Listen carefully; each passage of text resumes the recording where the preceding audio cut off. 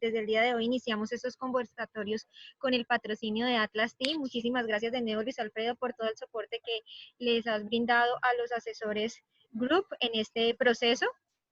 Que tiene como objetivo compartir conocimiento, brindar este tipo de espacios para que las personas puedan conocer qué están haciendo los investigadores latinoamericanos, en este caso, alrededor del mundo. Hoy nos acompaña un invitado muy especial, muchos ya lo han estado escuchando, el profesor Ricardo Ayala, profesor adjunto en el Instituto de Comunicación de la Universidad Austral de Chile y miembro del comité editorial del International Journal of Qualitative Methods.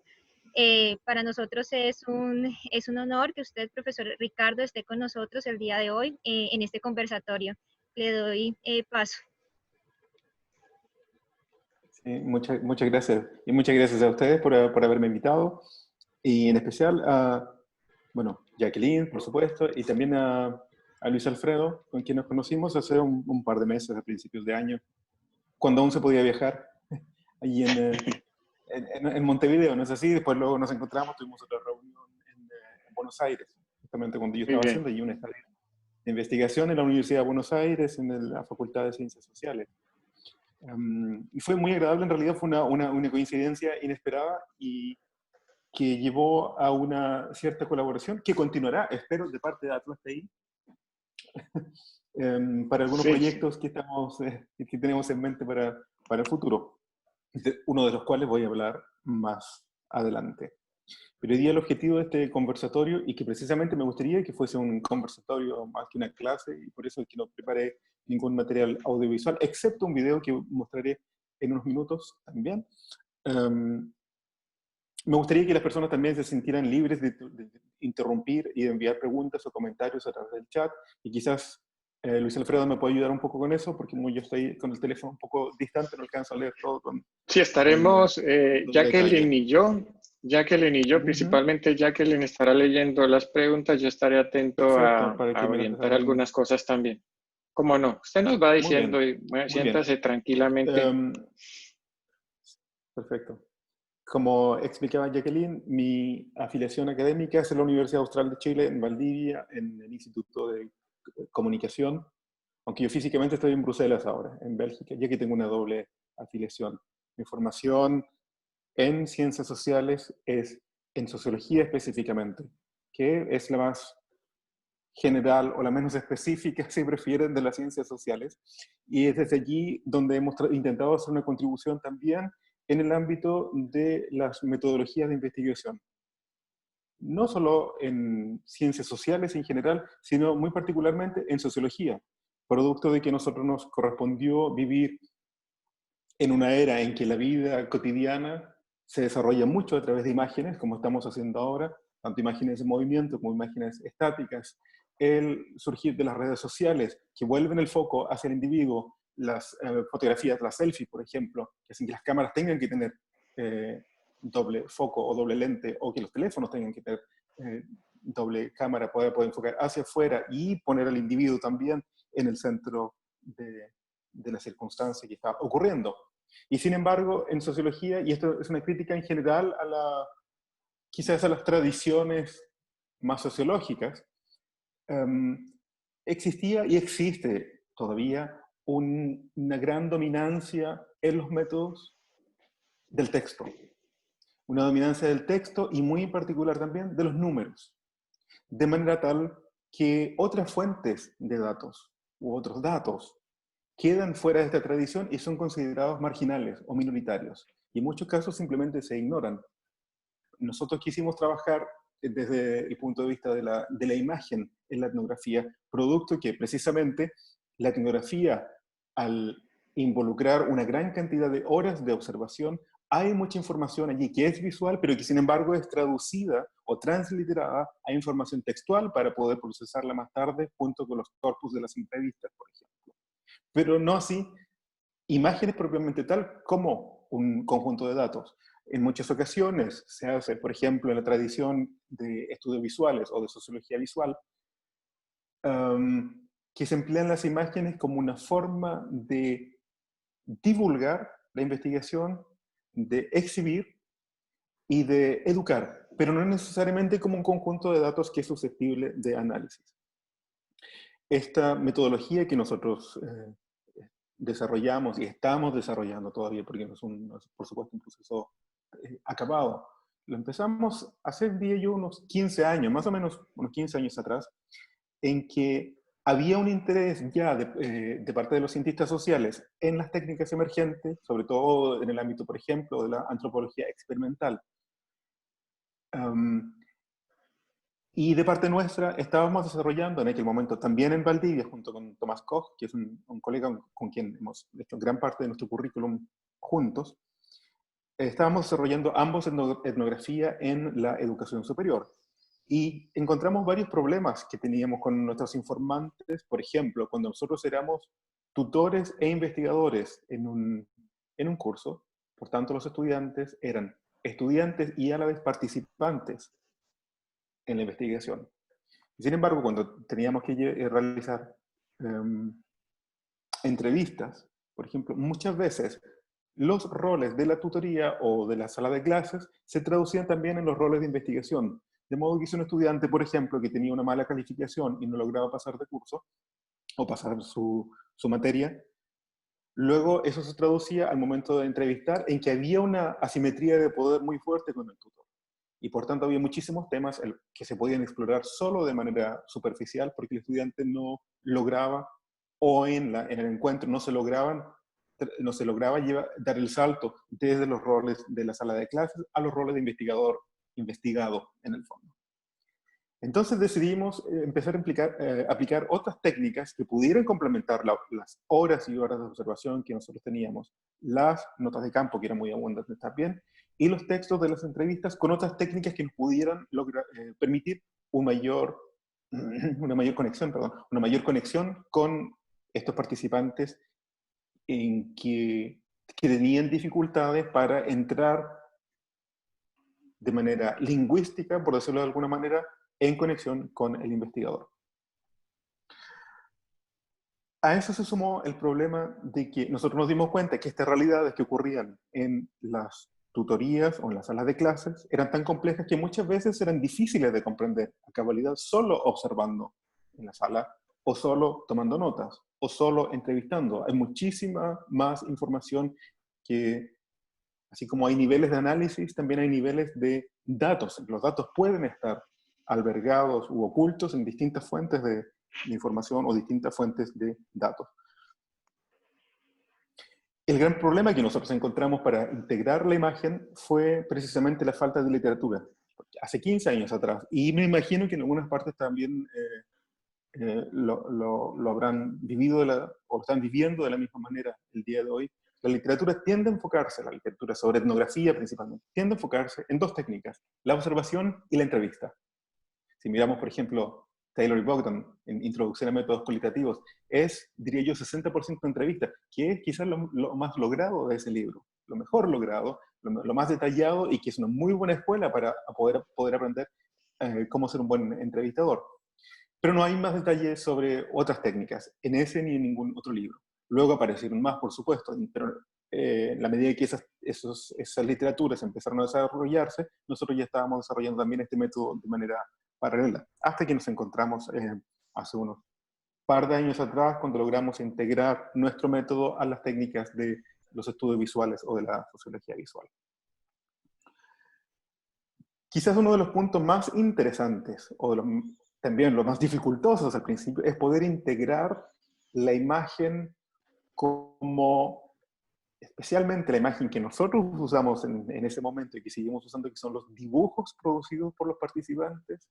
Una de las primeras dificultades es poder presentar un dibujo hecho a mano como un resultado de investigación serio, producto de esta dominancia cultural, como dije antes, del texto y del número, que si algo no es un fragmento de una entrevista, o si no es un análisis estadístico complejo, tiene muy poco valor dentro de nuestra cultura epistémica.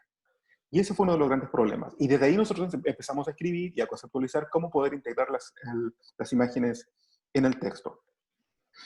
Nosotros hemos desarrollado principalmente 3 líneas con las cuales se pueden integrar estas imágenes o situarlas, como pusimos en el título de la presentación. Lo primero es el lenguaje alternativo que una imagen produce. Una imagen es un lenguaje, una imagen es un idioma, si prefieren decirlo de esa manera, y que contiene información allí y que hay que decodificar, es decir, hay que saber aprender ese lenguaje para poder comprender lo que la persona me quiere comunicar a través de un dibujo. El segundo aspecto importante es la visualización del informante, de la imagen de sí mismo o de sí misma, reflejo.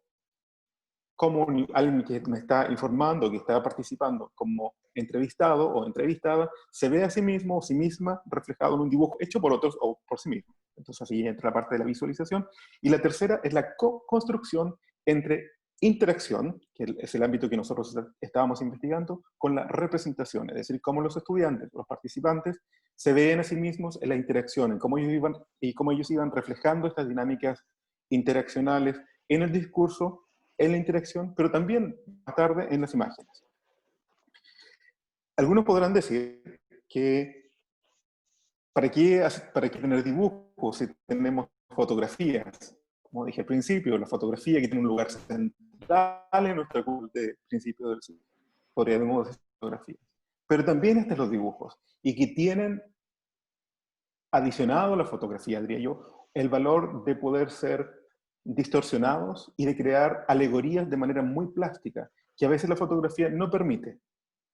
Puede hacerse, por supuesto, con distintas aplicaciones, con distintos servidores o herramientas en que se pueden crear distintos efectos, pero no tiene la misma, no tiene la simultaneidad que tiene la producción de un dibujo, que tiende a ser más espontánea también.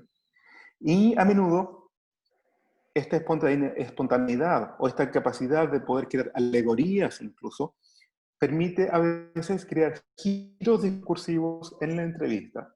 Cuando yo estoy y le muestro un dibujo, muchas veces hay elementos de ese dibujo, sino el dibujo completo, y que puede gatillar ciertos elementos del discurso en el sentido lingüístico que van a producir un giro discursivo que antes no se había explorado. Aquí tengo una cita que me parece muy interesante, del 2015, una imagen reaviva recuerdos, ideas y mundos sociales que pueden fácilmente omitirse, malinterpretarse o incluso considerarse.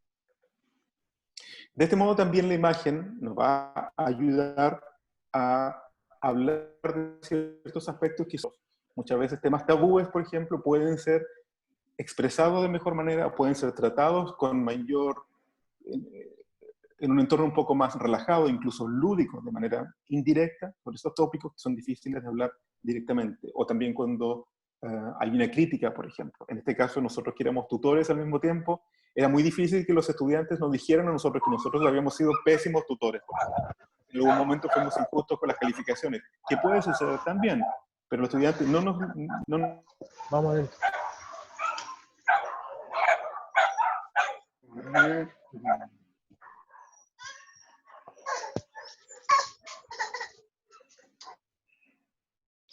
Un momento, profesor, ya lo ponemos nuevamente. Ya estamos. Profesor, a ver, lo perdimos. Sí. Ahora sí, reiniciar. Ok. Ya, profe, estamos de nuevo. Sí, estamos de nuevo. Ok, dale. Sigue. Profe, ¿Sí? Ya estamos de nuevo. Sí, sí. Ahí se cayó. Ya lo tenemos de nuevo. Sí. Y la imagen también. Sí. Ok, sí. Sí. Ah, ok. Ya entiendo. Para hablar sobre ciertos o de los giros discursivos que se producen en la narrativa, ¿okay? Va a crear un puente hermenéutico y el investigado. Es decir, tiene muchísimo provecho, muchísimas aristas entre las cuales podemos entrar o de las cuales podemos en la investigación cualitativa y que finalmente nos van a crear de parte del participante una versión distinta de la realidad, que es distinta de la versión lingüística. Uno de los grandes problemas que tienen las lenguas en general, no es un problema del castellano, el problema que tienen las lenguas cuando nos comunicamos, uno es que es lineal, porque solo leemos de izquierda a derecha, en nuestro caso, también porque tenemos la asumimos que las palabras que decimos o que escribimos logran capturar el pensamiento con claridad y precisión. Eso no siempre es así, porque el lenguaje es mucho más articulado que el pensamiento. El pensamiento es una masa de ideas, una nube de ideas que están conectados en distintas direcciones, y cuando decimos algo, no necesariamente refleja aquello que estamos pensando.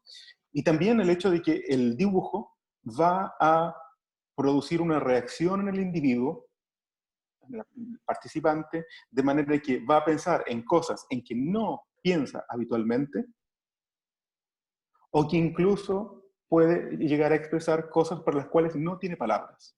De manera que va nuevamente a crear este vínculo entre lenguaje, comunicación e imagen, finalmente representación. Podríamos decir lo mismo de los sociogramas. Yo sé que todos los sociólogos están familiarizados, y sociólogas están familiarizados y familiarizadas con los sociogramas, que se enseña tradicionalmente como una técnica sociométrica, es decir, una técnica cuantitativa. Eso, por supuesto, eso sí, pero también se puede usar la imagen resultante del sociograma, es decir, la representación visual que tenemos al final, que las personas llenan un cuestionario sobre preferencias para trabajar o hacer actividades sociales con los miembros del grupo, etc.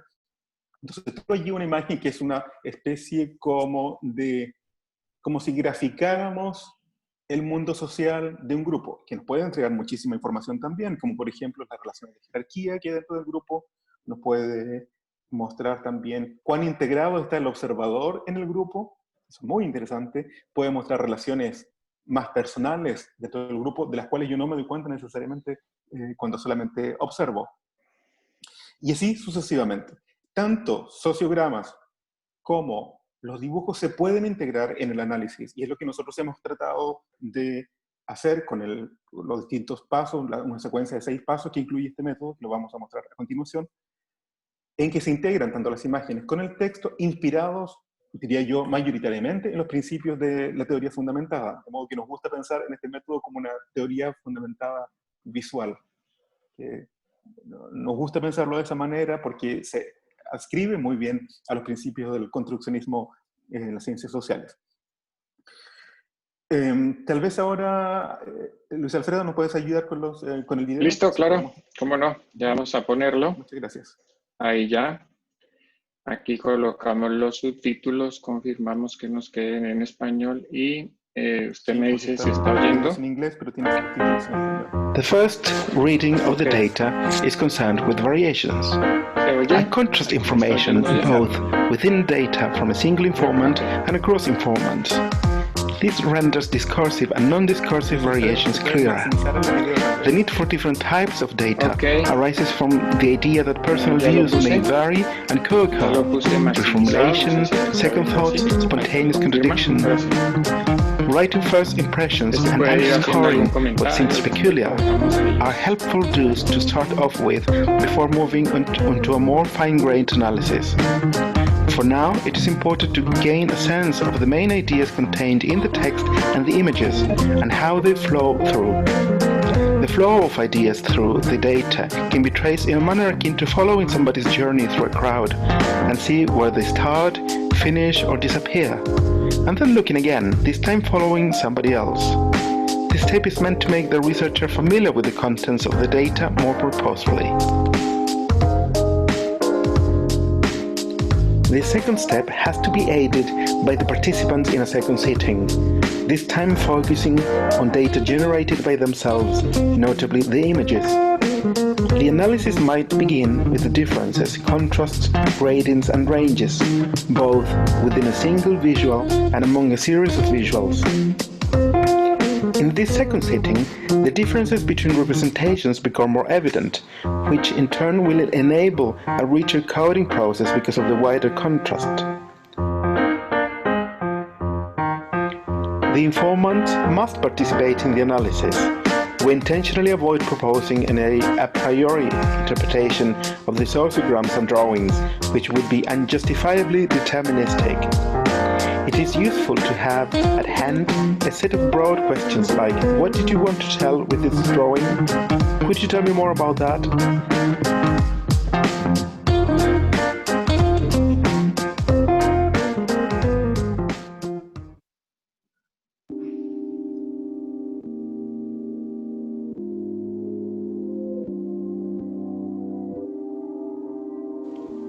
The next step focuses in on coding and recurrences. The researcher interrogates data and proposes hypotheses, and in the process generates a more focused type of annotations in the form of code.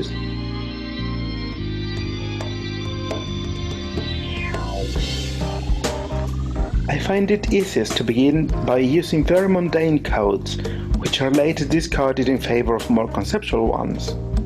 One might prefer doing this by hand, using a pencil and a rubber, so that you can erase any mistake completely. Not that I can promise anything. Nevertheless, at this stage the coding is approached with an open-minded attitude. We bracket what we already know about the subject, yet keeping that knowledge at the back of our mind while exploring the subject. By now, we should have an intimate knowledge about the data as explored through the initial broad questions, which gave us a sense of variations. The whole point about coding is to sift relevant pieces of data from the initial corpus, and so in a way it is a means to obtaining condensed data by reduction. In doing the coding, asking oneself questions and trying out hypotheses, the text can serve to interrogate visuals.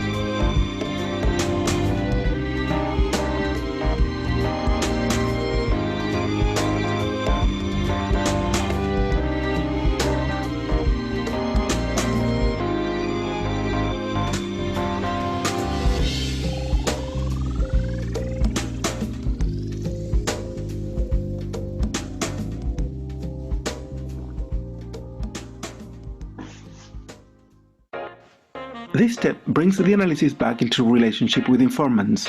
It offers a way of explaining discrepancies and enhancing consistency as it revisits loose ends and asks questions and remaining hypotheses. Here, confrontation is oriented to divergent, unclear or confusing answers of the informants, and the researcher will want to see evidence to dispel doubts to a reasonable extent by using the informant's own explanations.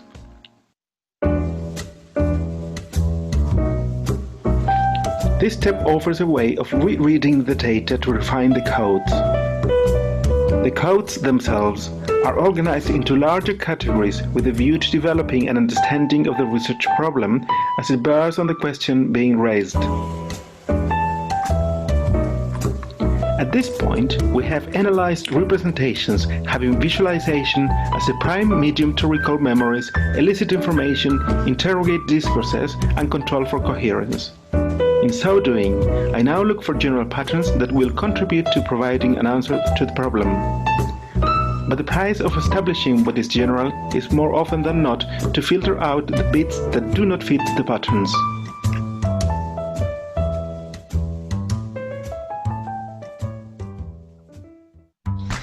In the final step of the method, having gone through the data at least 5 times, once memos, arrows, flags and tags are no longer dominating the scene, it is time to tie up what has been learned about the case in a meaningful answer to the research question. This process is, in essence, a composition of an argument in light of the new knowledge. In looking back to the research question, several other questions may arise, which may be worth considering in the discussion of the research process. Eventual questions may be: what is the concrete evidence we have to support our claims? How consistent is it? Or how do we know that which is being claimed? Since this is an inductive process, it might be the case that the initial research question and the aim of the study need to be reformulated or adjusted. Oftentimes, the initial questions are posed only as a way to begin exploring what we don't know we'll find.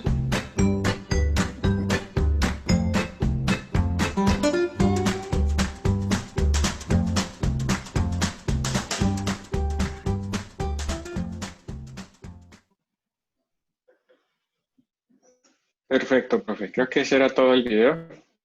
Ese es todo el video. En la imagen final es, bueno, la primera página de un artículo que resultó precisamente de esa investigación. Es decir, si quieres ver realmente el método en acción, aparte de los pasos que explico aquí en el video, perdón por mi acento tan... está allí detalladamente en ese artículo, digamos, los resultados de la investigación, los resultados, la pregunta de investigación, publicado en otro artículo que se llama The Image of Ethnography, la imagen de la etnografía, y que está publicado, salió en el año 2018, me parece, en coautoría con Thomas Koch también, en el International Journal of Qualitative Methods. Fue un método este método fue difícil de publicar, diría yo. No es un método que haya salido tan orgánicamente de la manera en que nosotros lo pensamos inicialmente. Lo repensamos muchísimas veces, lo reescribimos muchísimas veces, hasta que finalmente desarrollamos este método estructurado. Al principio hablábamos más como de la ética de la imagen en la etnografía, pero realmente al final nos dimos cuenta, cuando empezamos a meternos más en el tema de la etnografía visual, de la sociología visual, de los estudios sociales, sobre todo Sarah Pink, por ejemplo, o Douglas Harper, que son autores insignia en esta escuela, nos dimos cuenta que realmente lo que faltaba era un método estructurado para analizar las imágenes, que no fuese algo como agregado simplemente al texto o agregado a las estadísticas, sino que realmente formara parte de la médula del trabajo de campo. Por supuesto, podemos discutir otras cosas también, como por ejemplo el hecho de que cada intento de sistematizar un método introduce también en mayor o menor grado un cierto grado de estructuración del análisis, lo cual es bueno y es malo, por supuesto. Pero en nuestro caso, nosotros no quisiéramos que se haga un uso estricto de esta secuencia de pasos. Nosotros lo mostramos como una secuencia de pasos con fines didácticos o con fines analíticos. Pero estos pasos, por supuesto, no son categorías metodológicamente discretas. Tienen, como digo, un fin didáctico porque muchas veces estas etapas no siguen exactamente esa secuencia o pueden no necesariamente seguir esa secuencia. Muchas veces las tareas o más bien los pasos cubren aproximadamente ciertas tareas, pero hay tareas que se repiten entre los límites de las etapas. Muchas veces hay que repetir una etapa, a veces hay que volver a la etapa inicial, otras veces hay recurrencias en medio del proceso, otras veces se desarrollan incluso subpasos dentro de estos pasos. Pero lo que hay que tener principalmente en mente es que este es un método constructivista, es decir, el énfasis es en la reflexión, y es eso lo que tiene que llevarnos como un hilo conductor a través de los distintos pasos, cualquiera sea el orden en que se sigan. No es un método que esté pensado como cuando le decimos a los niños de 5 años, mira, aquí hay unos puntos, por favor, une los puntos y te va a resultar un dibujo. No funciona así. No funciona así. Yo quisiera insistir en la reflexión, en que está la imagen por un lado, pero también está el texto, está la observación participante, o semiparticipante o no participante, como se quiera. Está también las notas de campo, etcétera. Y todo eso va en un conjunto. Insisto, los pasos no son categorías analíticamente discretas. Y así, con esta flexibilidad con que se usa, da también una cierta o bastante sensibilidad y flexibilidad también al método en sí y por extensión al investigador cualitativo o investigadora cualitativa, a los etnógrafos. Yo creo que hasta por aquí podemos quedar, ya que estamos pasados en un minuto en lo que habíamos planeado. Me gustaría que dejemos bastante tiempo para discusiones, preguntas y respuestas. Preguntas que no necesariamente voy a responder yo, porque me imagino que hay otras personas que tienen experticias también de distintos puntos de vista que pueden ayudar a enriquecer esta discusión. Yo puedo aprender de eso también. Así se desarrolla más en formato de conversación que de clase. Pero muchas gracias por la atención. Ok. Muchísimas gracias, profesor Ricardo. Perfecto, profe. Muchas gracias. Muchas gracias. Bueno, acá tenemos varias preguntas. Luis Alfredo. Vamos entonces. ¿Nos vamos dale. turnando? ¿Inicias o inicias? No, léelas tú que yo, no, léelas tú tranquila. Listo, y yo perfecto. miro ahora, hacemos algún comentario. Listo. La primera pregunta es, profesor Ayala, ¿qué piensa sobre utilizar la técnica de Photo Voice como forma de recolección de datos? ¿Debe ser utilizada como método primario o necesariamente debe ir como apoyo de otras técnicas de recolección como entrevistas, focus group, etcétera? ¿Hay alguna evidencia que compare ambos métodos? Yo no sé a lo que se refiere con la técnica de Photo Voice. Siento la decepción. principalmente, y en esto también debí hacer una confesión inicial, que yo como sociólogo no me formé en Latinoamérica, donde se leen ciertos autores, sino en Francia, donde se leen otros autores. Y ese no estoy familiarizado con él, ni cuando fui estudiante, ni ahora tampoco como investigador. Quizás se nos puede dar una pequeña reseña más, unas pistas más sobre en qué consiste ese método, mientras respondo otra quizás.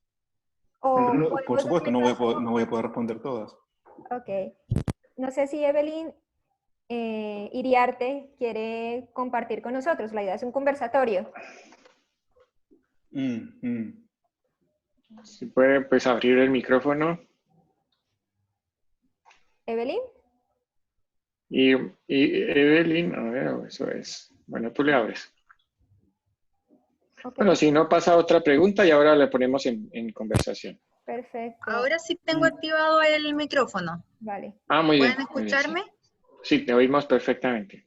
Mira, yo tampoco estoy muy familiarizada con el Photo Voice porque me dedico más al área de fenomenología. Okay, perdón. Pero Photo Voice generalmente es una técnica de recolección de datos obviamente dentro de la investigación cualitativa, que sirve como para poder documentar y reflejar la realidad de los participantes mediante, en el fondo lo que hacen los participantes es tomar fotografías de su entorno y luego posteriormente lo comparten con otros participantes como a modo de discusión en un focus group. Entonces, sí, yo... perdón, me excuso, no oí bien la palabra photo voice. Además pasó, bueno, estoy en mi casa, como se ve, pasó además un bus, entonces entendí como el nombre de un autor como For Voice. Si no estoy familiarizado con ese autor. Photo Voice, ok, perfecto. Paso a decir mi opinión, no es una respuesta, ni mucho menos el definitiva. La técnica de Photo Voice es muy usada sobre todo en antropología urbana. Es muy común. Y es muy recurrente usarla tanto aquí en Europa como en Canadá, que son los entornos a los cuales yo me muevo, además de Latinoamérica. Quizás es una de las críticas que tienen también todos los métodos visuales, sobre todo cuando se hacen desde un punto de vista o de un episteme más positivista, es, bueno, Ricardo, tienes una imagen, tienes tantas posibilidades interpretativas como participantes. O sea, la imagen puede significar 500 cosas diferentes, incluso opuestas, si le preguntas a 500 cosas. Sí, es verdad. Por eso yo se lo voy a preguntar a quien produjo la imagen. ¿Qué es lo que esta persona ve ahí? ¿Cómo lo quiso reflejar? ¿O qué es lo que quiso reflejar? Y por eso es muy importante también en nuestro método, que yo creo que se puede hacer un curso también con el Photo Voice, que es volver al informante para evitar tomar interpretaciones a priori. ¿Qué sería precisamente tomar una visión determinística, como ocurría antes, por ejemplo, con los dibujos con niños en el caso del psicoanálisis, que era una técnica muy común, pero también muy, muy positivista, porque tenía una mirada muy estricta sobre el significado intrínseco de algo respecto a la vida del individuo, a la manera de mirar. Nosotros no asumimos que existe un significado intrínseco, que si hay una casa, una nube, un árbol, y además está lloviendo y todo oscuro, nosotros no creemos que eso tenga un significado intrínseco. Ese significado se construye y por eso me parece importante traer de vuelta al informante al proceso de interpretación. No como dos categorías discretas también de termino la fase de recolección de datos y luego yo hago de manera privada todo el análisis. Yo creo que sería una buena estrategia combinar estas tácticas en el análisis del Photo Voice, cuando el objetivo del Photo Voice es generación de datos. Una cosa distinta sería cuando se emplea para divulgar o para presentar en la sociedad los resultados de investigación, que también podría ser un buen material con fines expositivos. Ok, profe. Jackie, ¿alguna otra pregunta que esté por ahí en el panel? Sí, claro. Bueno, de Adris Díaz. Muy buena reflexión, Ricardo. Yo también apoyo su idea sobre la importancia y la riqueza del dibujo en la investigación y la he empleado en mis estudios con niños, descubriendo un mundo de aspiraciones, deseos y expectativas y con un proceso parecido. Muy interesante su propuesta. Felicidades. Mi pregunta es, ¿qué hacer ante la incredibilidad de este método ante los ojos de los investigadores? Pues al presentarlo no siempre se considera válido sus resultados. Exactamente, exactamente, y fue una de las inquietudes de por qué nosotros quisimos desarrollar un método, porque mientras un método no esté publicado, de alguna manera no tiene validez en la comunidad de pares. Aquí hay un método, y que está validado, y está en una revista que tiene un comité editorial, que tiene revisión doble ciego, yo no sé quiénes lo han evaluado, y aún cuando yo, quizás es un como disclaimer que debiera hacer, es que yo soy miembro del comité editorial del International Journal of Qualitative Methods, pero aún así el artículo fue rechazado 4 veces antes y tuvo que pasar por una serie de revisiones precisamente porque nosotros teníamos una cierta distancia con la Escuela de los Estudios Visuales porque nuestro método no nació de esa forma. Pero aún así el método está validado a ese nivel también. Ahora diría yo que a mí, después de 15 años trabajando con métodos cualitativos, sobre todo en etnografía, he hecho algunas cosas en historia también he hecho métodos mixtos, pero mi ojo principalmente es etnográfico. A mí no me importa lo que piensen los sociólogos que son positivistas, porque nosotros también no nos identificamos tanto con, o no creemos que existe una comunidad sociológica homogénea. Tiene este baremo, ¿no?, que se llama sociología, que tenemos una cierta identidad cultural también como sociólogos, como personas que tenemos, que nos distingue nuestra capacidad analítica, que tenemos algo que llamamos a veces de manera muy presuntuosa también, imaginación sociológica, que otras disciplinas también tienen sus propias imaginaciones, etc. Pero existe mucha heterogeneidad. Por lo tanto, yo no me guiaría tanto por qué van a pensar otros sociólogos, más qué van a pensar o de qué manera yo me voy a entrar en una comunidad de iguales, de gente que piense como yo, que mire como yo. No por eso voy a estar validado, por supuesto, sino lo que quiero decir es que hay subcomunidades epistémicas en las cuales yo puedo entrar con este conocimiento y desde ahí contribuir también, por ejemplo, a la investigación aplicada en educación. Pero no buscaría validez en las miradas más positivistas, porque precisamente me van a evaluar con criterios que son positivistas, que son para otro tipo de investigación, no son para esta investigación. Ok, profe. Jackie, me gustaría que el profe conociera al profesor Elías Sevilla, que creo que está prendido su micrófono. Si tiene, profe, algún comentario, saludar al profe Ricardo. Y antes que eso, Adris, lo que quisiera decir es buena suerte. Buena suerte en su proyecto con dibujo con niños. Muchas gracias. Sí. ¿Me escucha? Sí, profe, estamos oyéndolo. Buenos días a todos. Me complace mucho saludar al profesor Ayala. Desde la sociología, he trabajado mucho en sociología durante 26 años, a pesar de ser antropólogo, y Luis Alfredo es precisamente uno de esos resultados al inicio de su carrera sociológica. El comentario que quiero hacer es el siguiente. Ya alguien antes comentó, excelente el punto sobre la importancia del dibujo y particularmente de la caricatura. Los colombianos y latinoamericanos conocemos al profesor Orlando Falsborda, sociólogo, que ayudó mucho a la formación de las ciencias sociales latinoamericanas.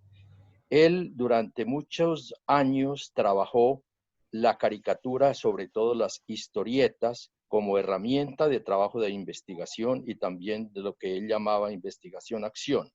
Actualmente la profesora Joan Rapaport de Georgetown University está adelantando un estudio para recuperar esa hermosa tradición de investigación-acción utilizando historietas y caricaturas, porque es una herramienta maravillosa. Ya el profesor Ayala mencionó las enormes posibilidades de ese dibujo, y particularmente la caricatura que acentúa ciertos rasgos. Entonces yo hago la sugerencia a los que estén interesados de seguirle la pista a lo que ya comienza la profesora Rapaport, repito, Joan Rapaport de Georgetown University, porque ella está terminando una investigación ya de varios años sobre la trayectoria del grupo de Orlando Fals, que se llamaba La Rosca, que trabajó en una zona altamente conflictiva de Colombia, que es la zona de Córdoba, en el norte de Colombia. Ese es el comentario que hago. Es una pista muy hermosa y de décadas de trabajo de un sociólogo, antropólogo como Orlando Fals. Ese es mi comentario. Excelente, muy buenos datos. Gracias, profesor. Muy bien. Siente que estaba ahí preguntando, Joan Rapaport de Georgetown University en Estados Unidos. Sí. a mí me parece que el uso de la imagen, sobre todo cuando son dibujos, tiene precisamente esta plasticidad para trabajar en temas que son delicados, que pueden ser a veces muy personales, pero en otros casos también sociopolíticos. Y que el dibujo imprime o agrega una cierta capa de... que genera una atmósfera mucho más lúdica, como los temas que son difíciles de tratar en la sociedad en general, que se tratan de manera muy marginal a veces a través de las caricaturas en los diarios. ¿Mm? Yo creo que es algo interesante el hecho de que sea lúdico, precisamente porque suaviza estas dificultades intrínsecas de ciertos temas que nos relacionan de manera incómoda unos a otros a veces, aunque también tienen la dificultad, que nosotros también la hemos vivido, que el dibujo en particular no es tan fácil de tratar con todo tipo de informantes entre comillas, categorías sería una mejor palabra, quizás. Desde que yo hice etnografía en entornos educacionales por última vez, han pasado algunos años y ahora he hecho más etnografía en hospitales últimamente, principalmente aquí en la ciudad de Bruselas, donde vivo, también en Latinoamérica y en Francia y Canadá.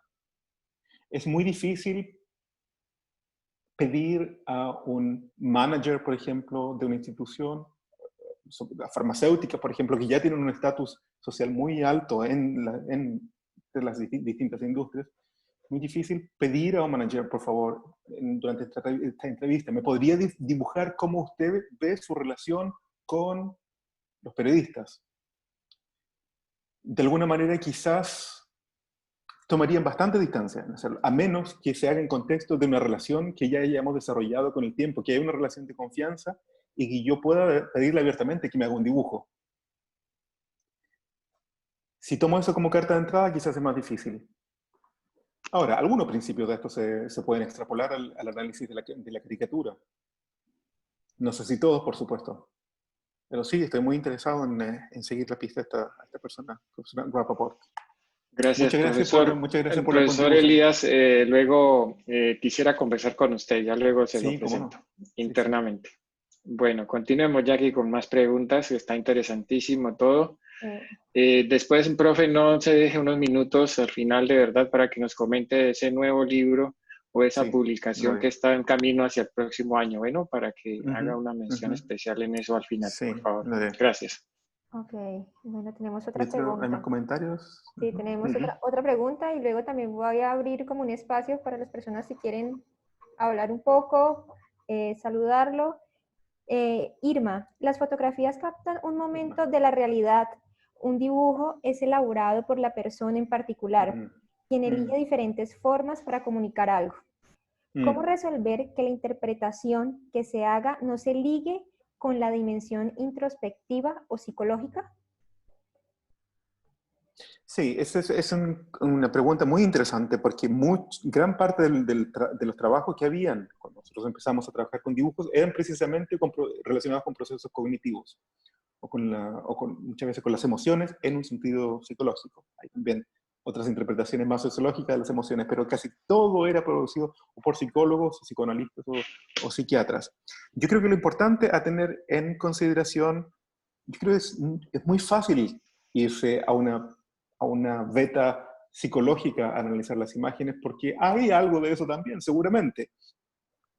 Creo que es importante mantener en todo momento en mente la pregunta de investigación y cómo los datos que se están construyendo durante el análisis llevan de una manera u otra o me llevan a mí como investigador, me llevan de una manera u otra a las categorías sociológicas, sean las clásicas u otras más emergentes.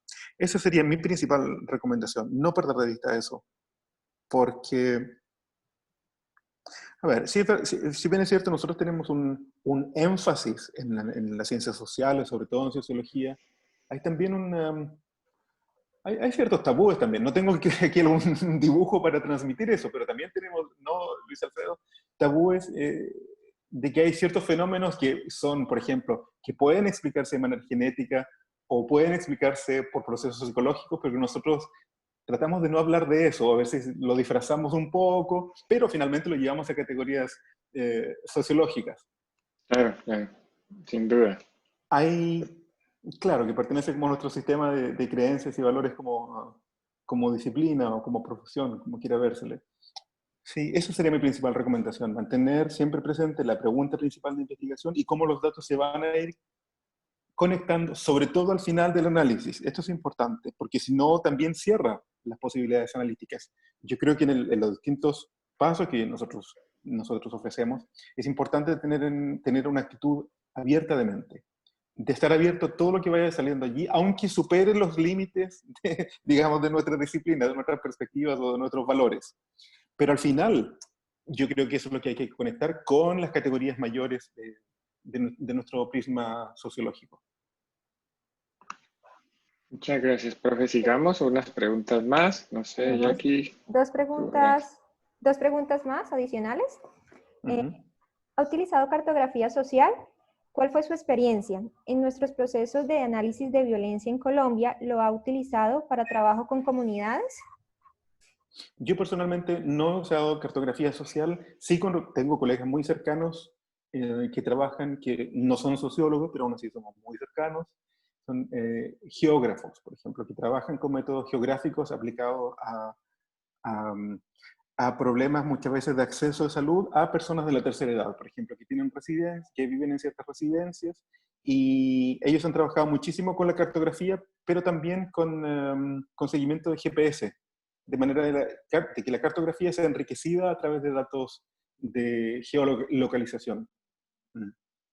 Yo personalmente no tengo experiencia en esas cartografías, pero sería interesante hacerlo. Si pudiese compartir algo, tal vez podría Profesor, le sugeriría que de pronto ahora nos dejara su correo electrónico. Quizás vi que tiene un canal en YouTube. Tiene un canal en YouTube también donde Tengo un canal en YouTube con un video que fue el que envié. No tengo nada más que eso. No bueno, pero ya empezaste a generar contenido, que es muy importante en esta temporada. Sí. Sí, sigamos. Lo puedo enviar a través suyo, ¿no? Luis sí, Alfredo. claro, los que puedan, pues a través de también, Atlas TI Latinoamérica. Sí. O Antes de responder esa pregunta, tengo que hacer una observación. En el video, cuando mostré que estaba haciendo el proceso de codificación y dije que me gusta hacerlo a mano, lo cual es verdad, también tengo que hacer un descargo, y es que la primera vez que yo empleé este método, cuando lo empezamos a desarrollar por allá por el 2005, 2006, más o menos, ya 15 años, lo hicimos usando Atlas TI. De hecho, lo van a ver allí, antes de conocer yo a Luis Alfredo, van a ver en el artículo, en la revista Ethnography and Education, y está ahí explicado que usamos Atlas TI. Muy bien. Muchas gracias. ¿Qué coincidencia fue? Está más que contenido el campo de trabajo suyo, profe, por eso creo que definitivamente era coincidente con el encuentro del día de hoy. Sí. Siendo esta, digamos, entre otras cosas, el conversatorio inaugural donde Atlas TI, junto con los asesores Group en Cali, Colombia, se ha asociado para hacer este tipo de trabajos. Sí. Después haré algunos anuncios desde Atlas TI, y también los asesores harán algunos anuncios también. Lo que me pareció interesante de usar Atlas TI en esa época, no fue, como digo, esta es una presentación que no tengo ningún conflicto de interés en esta presentación, pero en esa época, en el año 2005-2006, Atlas TI ya tenía la posibilidad de agregar las imágenes al análisis, no era solo texto, a diferencia de otros softwares que existían también, permitían solamente texto. Este permitía texto, permitía imagen y además permitía sonido, de manera que yo cuando hacía la transcripción de las entrevistas, por ejemplo, estaba allí escribiendo el texto, después lo leía cuando estaba analizando, pero podía hacer clic en el play, en el botón de play para, oír, ¿cómo fue que dijo eso? ¿Con qué énfasis? Y eso fue muy útil. Muy bien, gracias. Y Jacqueline, otra pregunta, y de pronto abrimos algunos micrófonos, sí, tal vez como para escuchar. Bueno, tenemos, en el tema de representaciones sociales, ¿han hecho investigación a través del arte, dibujo, fotografía?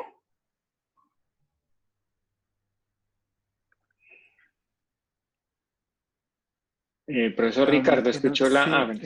Sí, estoy pensando. Quería confirmar que no lo hemos perdido el sonido. No, es mi cara de pensamiento, más que mi cara de no audio. Sí, estoy pensando si en un momento usamos fotografías. No, quizás puede haber sido un error también. Quizás de alguna manera nosotros también tratamos de tomar distancia de la fotografía. Estoy hablando hace 15 años atrás, cuando las fotografías no tenían la centralidad que tienen hoy en día en comunicar contenidos. Quizás tomamos mucha distancia, posiblemente, de la fotografía porque considerábamos equívocamente que la fotografía llevaba de alguna manera una visión más objetiva de la realidad, en que el observador solamente tenía que capturar la realidad tal cual era.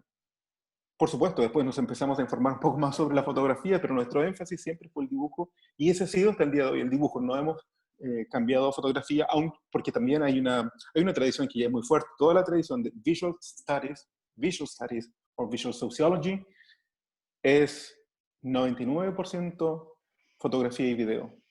Si quieren fotografía y video, yo creo que esa es la corriente interesante. La nuestra es más de los dibujos. No sé si tampoco voy a dedicar el resto de mi vida a hacer dibujos con niños o con estudiantes.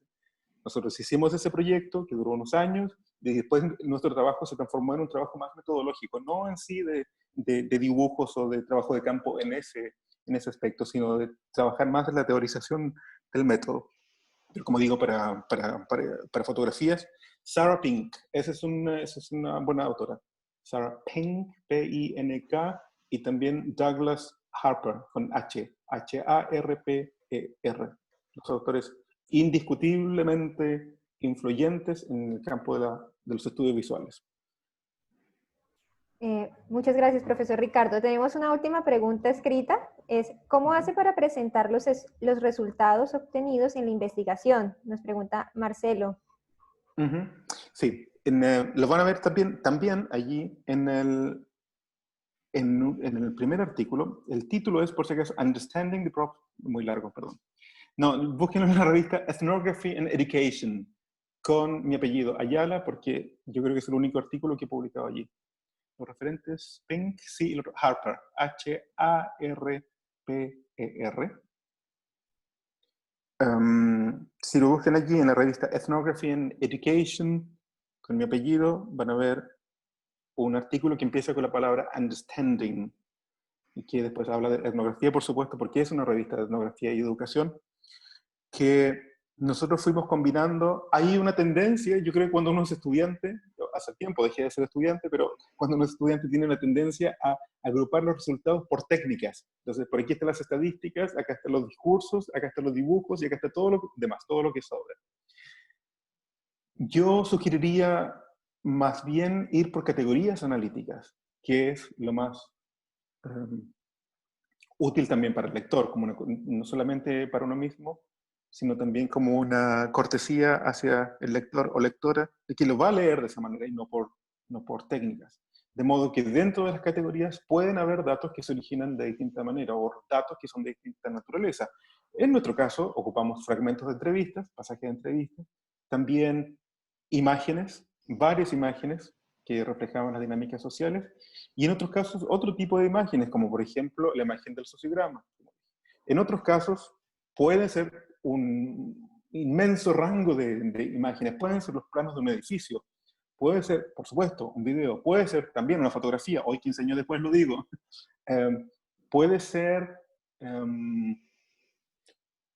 el formato de algo, porque lo que se analiza en la imagen no es solamente las figuras, digamos, si hay una persona o dos que están hablando, la acción. Pueden analizar la centralidad que un personaje tiene en la escena que se está reflejando o la imagen. Pueden analizarse los colores, pueden analizarse las texturas, la profundidad, pueden analizarse los contrastes, pueden analizarse las proporciones, pero siempre en colaboración con el o la dibujante, porque eso puede, supongamos que una imagen, una figura, sea más grande que la otra, puede ser solo circunstancial, que yo no necesariamente soy buen dibujante, y es una de las preocupaciones principales de los participantes, que su dibujo no es artístico. Pero, como digo, vayan por categorías, esa sería mi sugerencia, que vayan por categorías y que cada categoría vaya agrupando distintos tipos de datos. En algunos casos incluso, por supuesto, datos cuantitativos también sirven para reforzar ciertas afirmaciones o ciertas observaciones que estamos produciendo cualitativamente. En nuestro caso, utilizamos escalas de nota, por ejemplo, resultados finales de nota, las escalas de la dispersión de las notas, como a veces la dispersión de las notas de los estudiantes no se condecían con las evaluaciones que se daban entre ellos, ni con la forma en que aparecían reflejados los dibujos. Nuevamente, distintas fuentes de datos o distintos tipos de datos pueden alimentar una misma categoría analítica o en el reporte de investigación.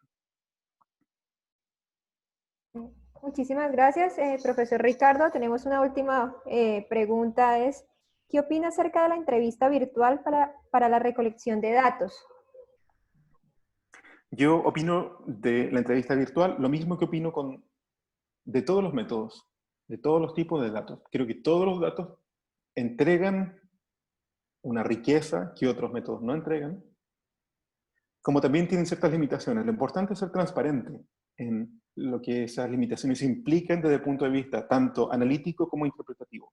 Por supuesto, en la comunicación virtual hay personas que se sienten muy incómodas con la comunicación virtual, sobre todo muchos docentes, que son colegas míos también, me dicen, mira, estuve en un webinar que era lo más extraño porque uno está ahí hablando solo, uno no ve a nadie, a uno no le hablan, y lo único que ve son mensajitos pequeños que pasan tan rápido que uno tampoco los alcanza a leer, pero tiene otras ventajas que son muy ricas, como digo, analíticamente e interpretativamente. En el caso específico de la entrevista virtual, yo creo que hay que ser conscientes de la más obvio, por ejemplo, que es el lenguaje no verbal, que no siempre se puede captar o capturar de la mejor manera, pero también hay otras que también, de alguna manera, disminuye la asimetría entre investigador y participante o informante.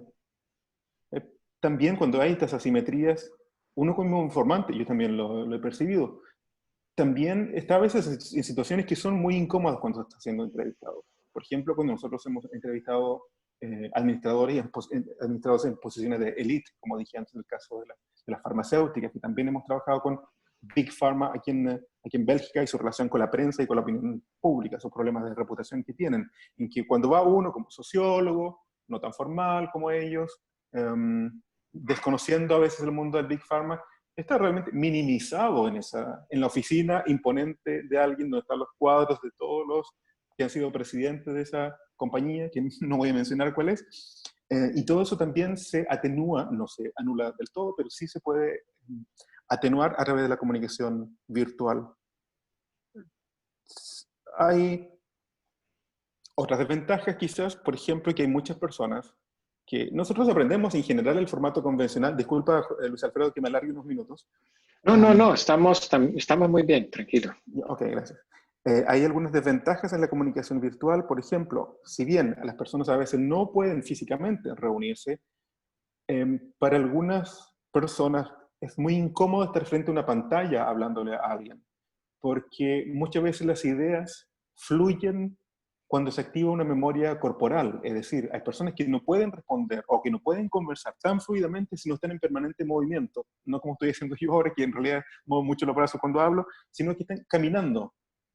Por ejemplo, cuando hablan, mi padre cuando habla conmigo por teléfono, que está caminando todo el tiempo en la casa, está caminando alrededor de la mesa, va hacia el jardín, va a la ventana, vuelve, y ese proceso de caminar activa ciertos pensamientos y hace la conversación mucho más fluida que cuando estamos mirándonos frente a frente en la cámara.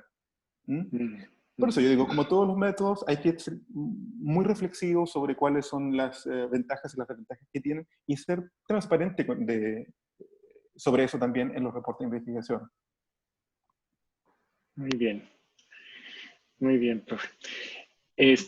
Bueno, Jackie, entonces vamos con alguna persona que quisiera hacer pregunta de pronto con micrófono, tal vez.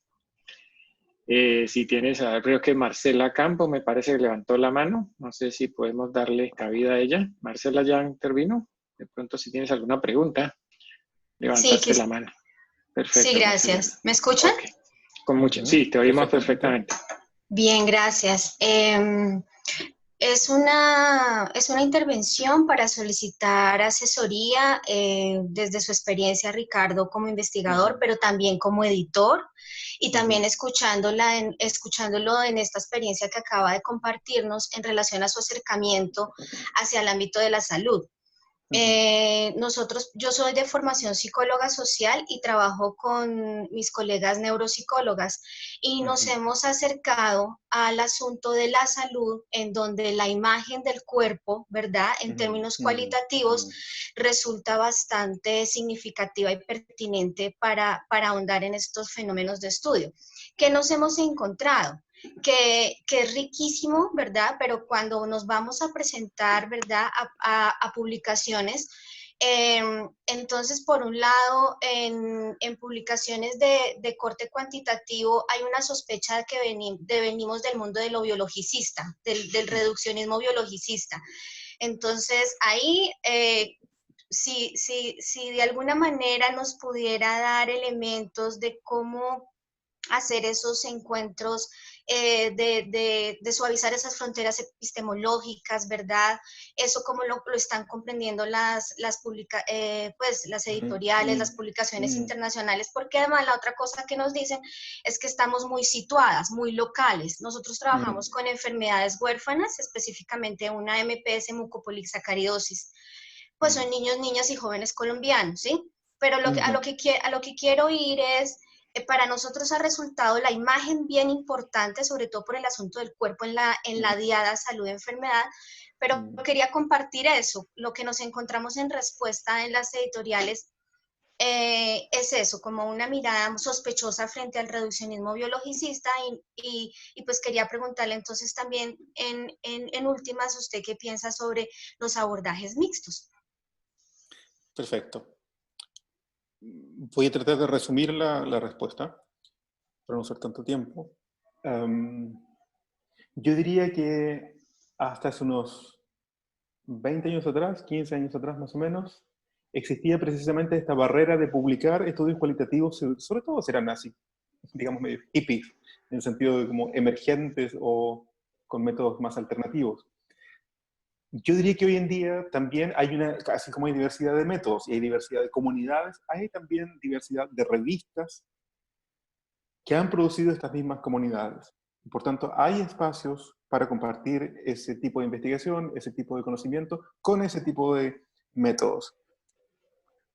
Efectivamente, en esa época de la cual hablo, existía también esta idea que era lo que nosotros llamamos la criteriología. Es una serie de criterios totalmente positivistas que eran aplicados en la investigación cualitativa y que nuestros estudios cualitativos eran evaluados cuantitativamente. ¿Por qué tú tienes 20 informantes, 20 entrevistados? Eso no tiene ninguna generalizabilidad. Bueno, no es nuestro interés. Bueno, pero entonces si no puedes generalizar, ¿qué valor tiene tu investigación? Entonces no había una reflexión de que una investigación no necesariamente podía ser, no podía tener como objetivo la generalizabilidad, sino también el producir reflexión, de invitar a trabajar en ciertos temas, de levantar ciertos temas e instalarlos en la agenda política, instalarlos en la agenda investigativa, etc. Como digo, hay una riqueza hoy en día de revistas, algunas que son muy metodológicas, como la revista la cual formo parte del comité editorial, también Ricardo Contreras, que entiendo, de Atlas TI, que entiendo que está con nosotros también hoy día, y otras que son cualitativas relacionadas con especialidades. Y también hay una revista que es muy influyente, que yo creo que le gustaría mucho revisarla, que es una revista de métodos mixtos. Journal of Mixed Methods. Y que se dedica no a la investigación sobre métodos mixtos, sino a resultados de investigaciones que han empleado métodos mixtos. Entonces, acoge una variedad de temas y de tradiciones en una misma casa o bajo un mismo techo, vamos a decirlo. Si pudiera agregar algo más, mientras decía algo se me estaba ocurriendo algo y casi se me olvida. Es importante sí tener en cuenta, creo, qué es lo que la literatura internacional o qué es lo que como comunidad epistémica internacional consideramos métodos mixtos. Que antes teníamos la idea, por ejemplo, de aplicar un cuestionario de 64 preguntas, supongamos que al final tenía una pregunta abierta. Y esa pregunta abierta la consideraban como la parte cualitativa del estudio. Bueno, eso en realidad para los estándares del 2021, 2020, me estoy adelantando un poco, para estándares del 2020 no calificaría tanto como un método mixto, sino que tiene que tener también una cierta proporcionalidad, el tema de los diferentes enfoques que se emplean, y también cuán articulados están esos dos métodos o los datos, que no sea también un artículo que sea mitad cuantitativo y mitad cualitativo, sino que lo que yo he aprendido de ese caso, la nueva información, el nuevo conocimiento, esté articulado indistintamente si una cosa es cualitativa o cuantitativa, lo mismo que ocurre como entre el texto y la imagen. Tiene que ir necesariamente en una relación dialógica. Me parece que respondí casi toda la pregunta. Muy bien. Pues muchas gracias a todas las preguntas que han estado, ¿cierto, Jacqueline? No sé si evacuamos casi todas o nos falta alguna.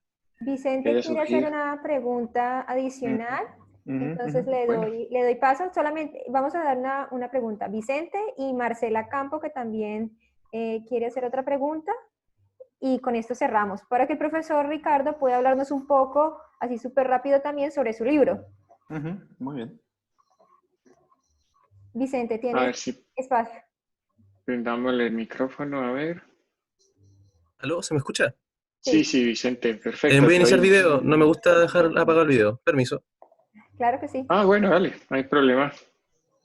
Estamos hablando de la imagen, así que ideal. Sí, está. No puedo iniciar su video porque el hospedador lo detuvo. Por favor. Ok. Ya listo. Ya te lo activamos. Ahí, dale. Creo que ya. Perfecto. Eso, muy bien. Sí. Muy buenos. A ver qué hora es. Al menos acá, muy buenas Aquí tardes. Son las 6 de la tarde. Aquí son las 12 del día. Primero, soy Vicente Chalo, soy estudiante de Sociología, pregrado, cuarto año de la Universidad de Valparaíso.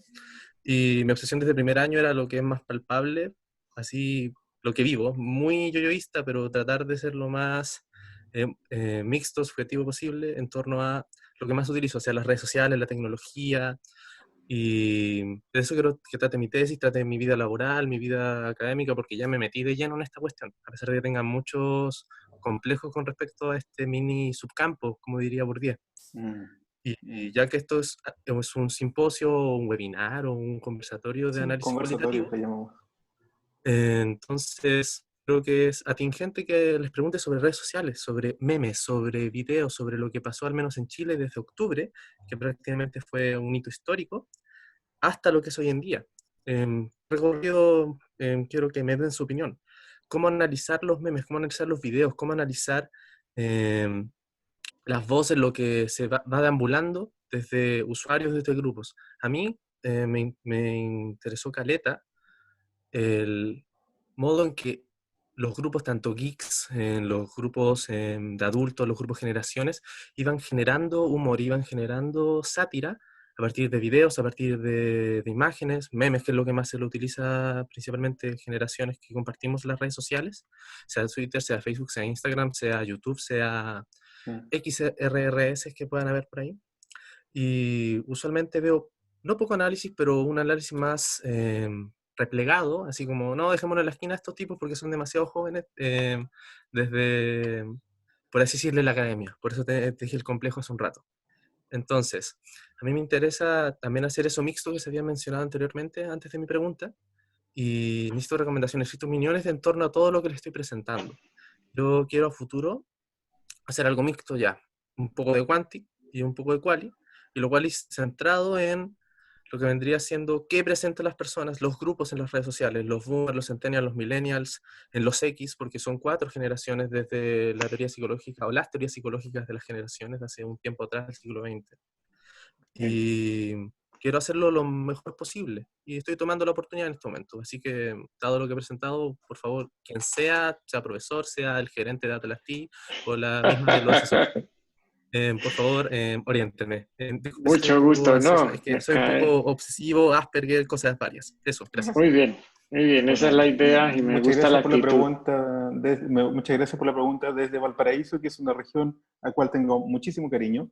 Y además de eso, también está Tomás Koch en la ciudad de Valparaíso. Trabaja en la Corrección, Universidad estoy en Valparaíso, pero estoy en Puerto Montt, por si acaso. Ajá, y que él es profesor de la Escuela de Sociología de la Universidad de Playa Ancha, con quien hemos desarrollado este trabajo, y que por supuesto también es metodólogo. Yo diría que él es un poquito más cuantitativo que yo, lo cual no quiero decir su mentalidad, sino que desarrollaba más trabajo cuantitativo que yo. Pero sí, como dije, gran parte de nuestra carrera la hemos desarrollado juntos, que estudiamos el mismo máster, en casi todas las publicaciones que tenemos somos coautores en distinto orden. Luego él vino a hacer su doctorado con nosotros en Ghent, que ya lo está terminando, pero está físicamente ahora en Valparaíso, ya que puedes contactarte con él. Tomás Koch, K-O-C-H, como el vacilo. Luis Alfredo, tal vez tú quieras responder, tú también eres sociólogo. No, es verdad que, Vicente, ten toda tranquilidad y calma en términos de uso de lo que se está haciendo el análisis de trabajos. Ahora, recientemente, ahora más que nunca, ante el tema avasallador de las redes sociales, Atlas TI está haciendo vamos a tener próximamente unos conversatorios para enseñar o procesar datos que vengan de redes sociales, ¿sí? Ya estamos trabajando en eso. Desde luego, el programa viene con la posibilidad de trabajar con video, imagen y otras características. Me parece muy interesante que estés pensando en lo del trabajo con memes, porque sí, efectivamente, ¿qué más que todos los días en nuestro celular, en WhatsApp, nos siguen llegando los memes? Nos reímos en la noche cuando al final revisamos el celular, la pasamos bien, pero sé que se puede convertir en un fenómeno de análisis, de investigación.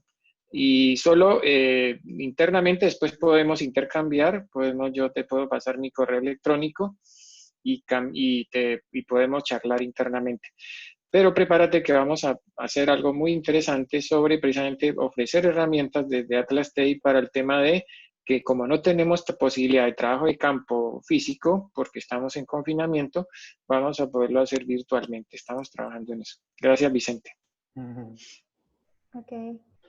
Bueno, Vicente, muchas gracias. Muchas gracias, profesor Ricardo. No sé, el profesor Elías también creo que quiere hacer otro comentario y quizás el profesor Elías también pueda hacernos un comentario sobre el tema de investigación cuanti, la investigación quali. Tuvimos un conversatorio con él muy interesante y su postura asociada a la naturaleza de los datos. Entonces, me gustaría muchísimo que el profesor Elías nos compartiera así súper breve para luego darle paso al profesor Ricardo Ayala nuevamente para que nos hable de su libro, complementar un poco la respuesta para Vicente.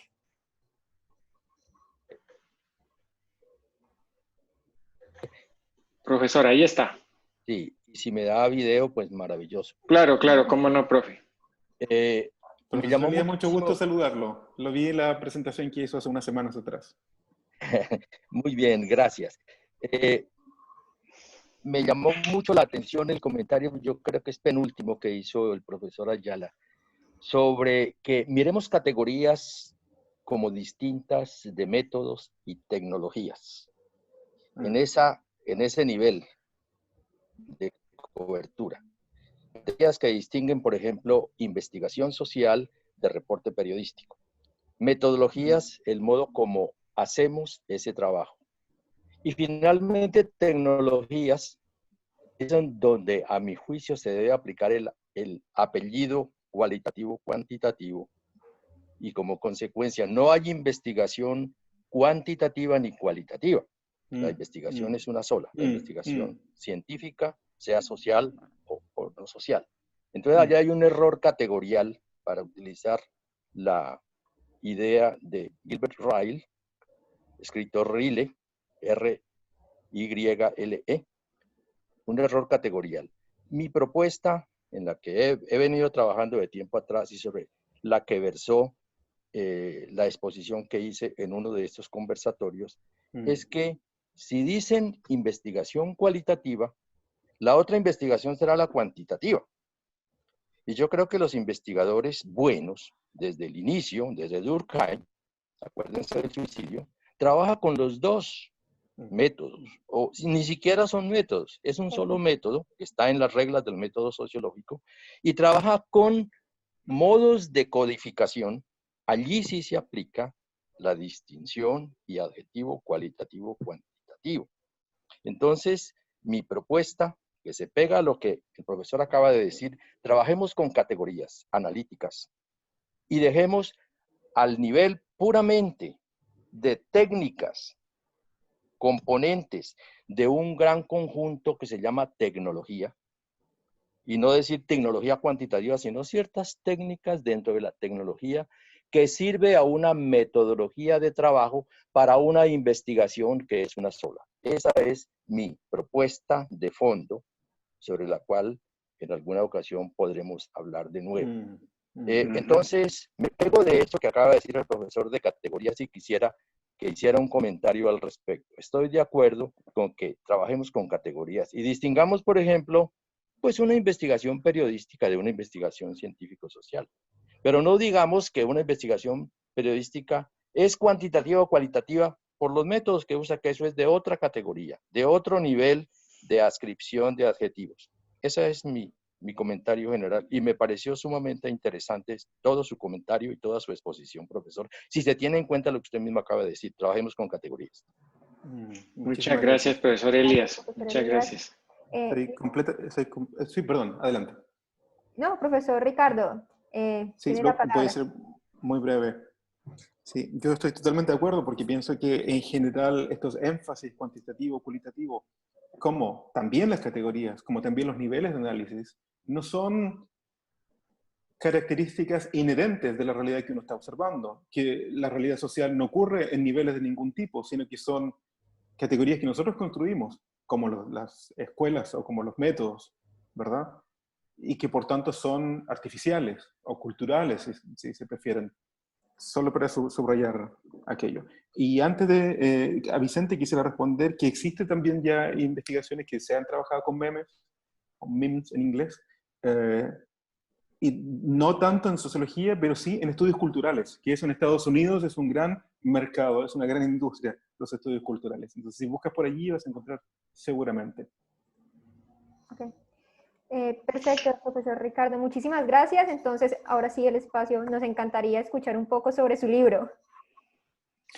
Tengo que hablar, bueno, de mi proyecto de libro, voy a hablar a sugerencia de Luis Alfredo, porque estamos allí desarrollando una colaboración. Hola Carla, estamos desarrollando una colaboración con Atlas TI para un proyecto editorial que estamos armando sobre métodos avanzados de investigación cualitativa, vamos a usar el apellido mientras tanto, porque muchos de los libros que existen llegan como a un cierto nivel de explicación de los métodos, como hablaba antes, de la entrevista, de la observación, etcétera, pero que no se enfocan en los métodos emergentes, o los que son un poco más marginales, si se prefiere. Entonces, este proyecto de libro tiene como afán, digamos, el recopilar las distintas experiencias que se están desarrollando en distintas partes del mundo que ocupan estas técnicas emergentes o marginales.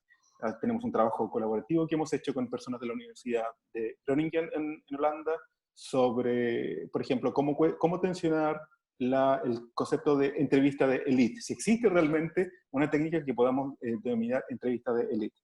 O, por otro lado, cómo se ha desarrollado la escuela de la teoría fundamentada, como parte de una técnica que es más bien positivista, vamos a decirlo, inspirada por ciertos principios positivistas, cómo se ha convertido en una verdadera diáspora de teorías fundamentadas, como una familia de métodos. Otros trabajos que se enfocan, por supuesto, en la etnografía de objetos, más que de personas, que son muy interesantes, como un cierto objeto, por ejemplo, Nathan Whittle, que trabaja con nosotros aquí en la Universidad de Ghent, que ha hecho etnografía de la sangre, cómo la sangre, el recorrido que desarrolla la unidad de sangre desde que se dona hasta que llega a un receptor. Y qué es lo que ese objeto nos puede decir tanto de la realidad social o de las distintas relaciones sociales involucradas en el proceso, como en como de la ontología o de las ontologías de la sangre, los distintos significados que puede tomar. Este es un proyecto que estamos desarrollando también con Tomás Koch. Tenemos una tabla de contenidos que es tentativa. Hasta cierto punto está bastante avanzado ya porque usa trabajos que ya existen, muchos de ellos están más bien orientados a una comunidad epistémica angloamericana. Nosotros quisiéramos también traer un sentido de importar, pero sí de que estas dos comunidades dialoguen entre sí, porque hay muchas cosas que están haciendo en temas de métodos gentes en Colombia, en México, en Argentina, etcétera, y que muchas veces no se conocen. Varias personas que están trabajando en este proyecto son de Latinoamérica, otros son invitados de Canadá, y sobre todo de Bélgica también, que es donde yo me muevo más aparte de Chile. El libro va a estar buenísimo, nos gusta mucho, ya nos ponemos muy contentos de solo mirar la tabla de contenidos y de pensar en esto, porque somos muy entusiastas sobre los métodos y pensar que nuestra legitimidad como investigadores cualitativos o como gente trabajando con ciertos enfoques va a depender también de la legitimidad que nosotros demos a nuestros métodos, de la sistematicidad de los métodos. Eso es todo lo que puedo decir sobre el libro hasta ahora. Lo demás será muy bien. Sorpresa. Sorpresa, le seguiremos la pista. Sé que, bueno, tenemos en agenda para el otro año un lanzamiento, ¿no? Muy importante. Sí. Esperemos que las cosas lleguemos a la nueva normalidad y podamos disfrutar de esto. Profesor, muchas gracias desde Atlas TI. Queremos darle las gracias. La verdad, ahora le doy paso a Jackie para que hagamos el cierre. Un par de anuncios desde la casa fabricante Atlas TI. Estamos muy contentos de poder seguir haciendo este tipo de trabajos de acompañamientos, patrocinios. El próximo, estamos trabajando junto con la Red Peruana de Investigadores Cualitativos, quienes ya lanzaron también una oferta importante de un seminario, y ahí Atlas TI está siendo parte como patrocinador, como alguien como una entidad que apoya todo este tipo de iniciativas de investigadores en varias redes de Latinoamérica. Entonces estaremos ahí, estamos creciendo también con la red Compás de Ecuador, que también estaremos avisando, haciendo anuncios por nuestras redes sociales de Atlas TI. Y bueno, y vamos uniendo ideas. Esto está muy genial, está interesante, y bueno, sigan con nosotros en todos estos webinars que se están haciendo con los diferentes socios en diferentes, digamos, países de Latinoamérica. Todo estaremos anunciándolo permanentemente por nuestras redes sociales. Muchas gracias a los asesores Group por estar haciendo esta iniciativa, a quienes han participado, y seguimos haciendo este tipo de trabajos. Muchas gracias, porque vi gente conocida. Carlos Gervasio, muchas gracias. Saludos de Mar del Plata, y otras personas que están ahí que sé que son conocidos, que están llegando. Al profesor Elías Sevilla nuevamente, gracias. Creo que después lo vamos a tener de nuevo en un plato que nos servirá, otro plato fuerte también muy interesante, y nace de verdad una muy importante sinergia en este trabajo colectivo. Muchas gracias. Muchísimas gracias, Luis Alfredo, profesor Ricardo. Para Vicente y otros también les recomiendo mucho este libro, Estrategias de Investigación Cualitativa, volumen 2. Aquí hablan un poco de la fotografía, de los métodos mixtos, y también cómo herramientas y software como Atlas TI hoy en día permiten trabajar datos cualitativos, pero también vincular encuestas, Quanti. Entonces, muy recomendado, porque en este libro es muy digerible para estudiantes de pregrado especialmente. Que estén muy bien. Chao. Bueno, y nos vemos. Sí, sí, dime. Sí, nos gustaría que pudieran encender sus cámaras para tomar una foto. Bueno, vamos a darles paso, démosles paso. A ver, vamos a tomar la foto. Hagan de cuenta que salimos al catering a tomarlo y tomar la foto de rigor. Está Marcelo también desde Chile. Wow, Ars Chile presente, ahora sí. Muchas gracias. Esta es la foto como si saliéramos ahí a tomar la copa de vino después y bueno, no tenemos un gran catering, pero bueno, tenemos la posibilidad de la foto. Históricamente, imagínense ustedes siendo parte de estos trabajos en pandemia, todas las fotos que están quedando en internet como historia. Bueno, estamos, posen para la foto y digan todos, whisky. Gracias, muy amables. Nos vemos hasta la próxima. Saludos. Muchísimas gracias. Pásenla bien. Chao. Gracias. Chao.